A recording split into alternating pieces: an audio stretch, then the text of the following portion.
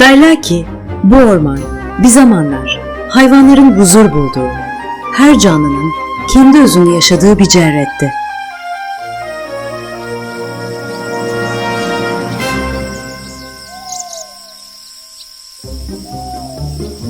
Ama zamanla bu ağaçların gölgesinde garip bir salgın başladı. Herkes başkası gibi görünmenin derdine düştü.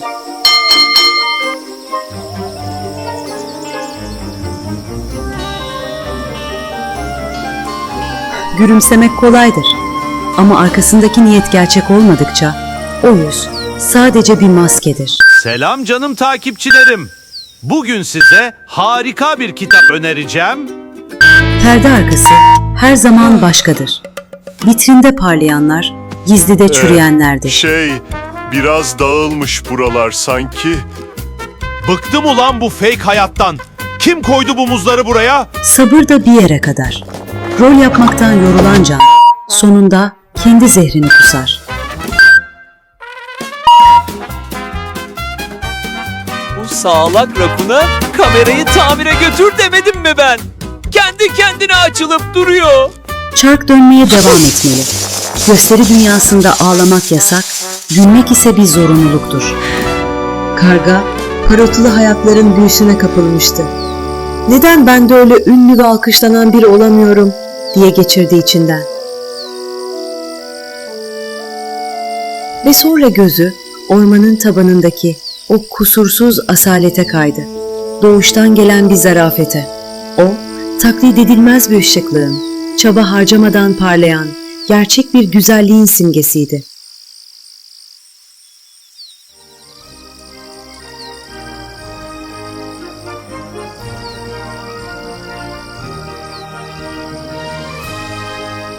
Ama asıl komedi, o eşsiz zarafeti kendi sakar bedenlerinde taklit etmeye çalışan hayranlardaydı. Bakın, ben de kuyruğumu tavus kuşu gibi yapabildim. Nasıl, güzel mi?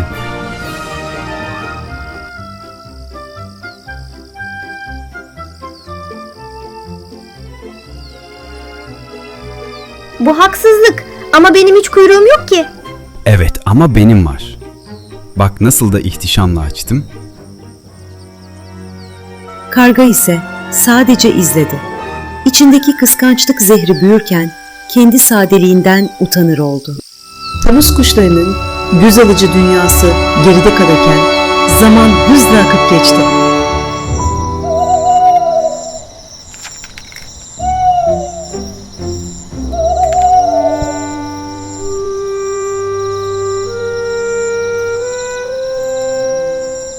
Ne yapıyorsunuz? Bugün ormanın çözülmesi gereken büyük meselesi nedir?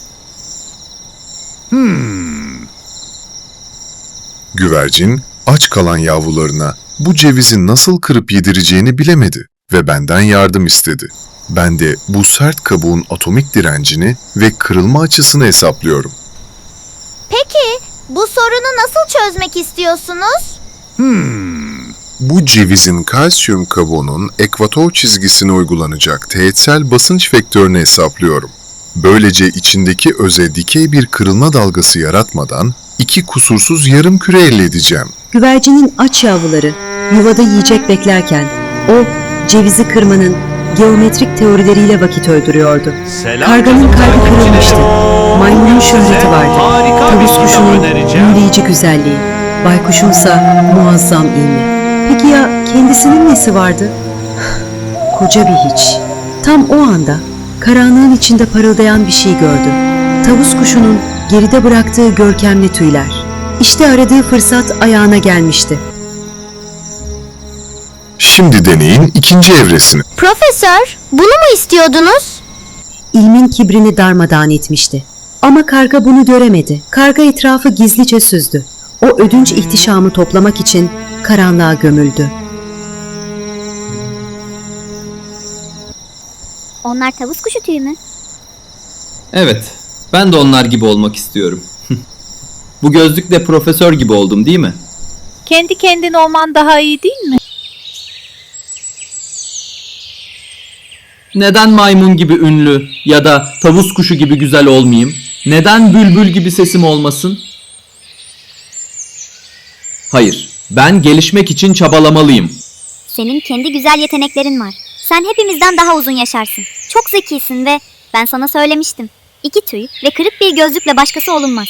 En güzeli kendi kanatlarınla uçmak. Hayır! Ben bundan daha fazlasını istiyorum. Karga, ormanın bu ihtişamlı tüyler karşısında büyülenmesini bekliyordu. Fakat diğerlerinin tepkisi hayallerinin tamamen dışındaydı. Gözlüklü bir karganın tavus kuşu kuyruğuyla kasılarak yürümesi tüm hayvanların kahkahalarla patlamasına yetti.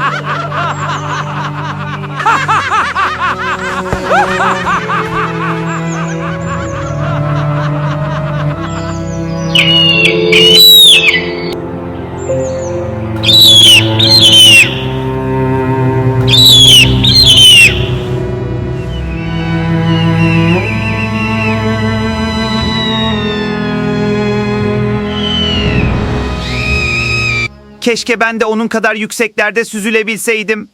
Evet, işte bu. Eğer o kadar yükseğe çıkarsam herkes bana hayran kalacak.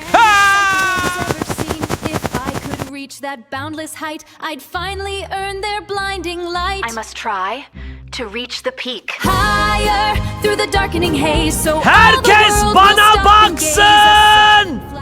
Bakın ne kadar yüksek...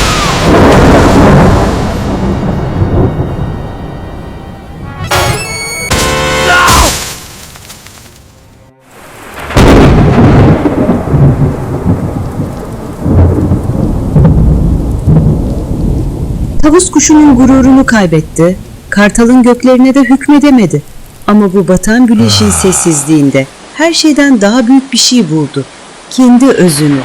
Çünkü hiçbir uçuş insanın kendi kanatlarıyla yükselmesi kadar muhteşem olamaz. İşte bu sensin.